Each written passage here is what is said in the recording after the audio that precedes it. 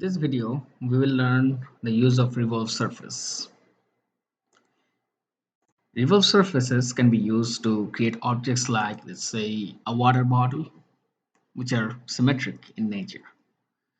To do this, the first thing we need is to create a center line. So let's create the center line. And let's say we want to select a profile similar to a bottle.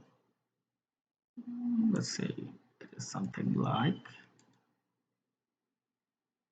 this. Okay, this is the design.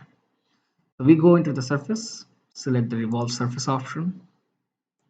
As you can see, it has already picked up everything you need automatically, right? You can also change, let's say, of how much revolution you want. Let's say you want to create only a surface with 25 degrees, which is here, or 90 degrees, which will look something similar to this.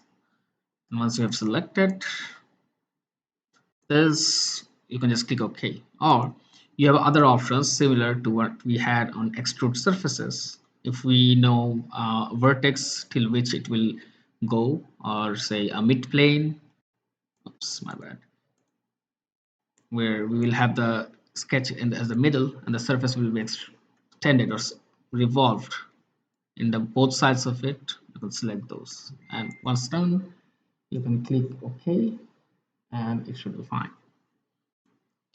We can also use the same methodology for, let's say, a contour. So let's say you have a design which is, let's say, something like this. Of course, remember the contour you're going to create has to be a closed loop. So let's say this is the closed loop contour you have created in the 2D surface. So let's say when we select the revolve surface, let's select the center line, and it has picked the contour it's by itself. Or if it hadn't, you could select this box here and select the closed surface itself. It's basically going to do the same thing, and once you're done, click OK, and there you go. If you look into the cross section of it, as you can see, it has closed the loop within the closed sketch. Otherwise it is empty in inside, outside, and in between.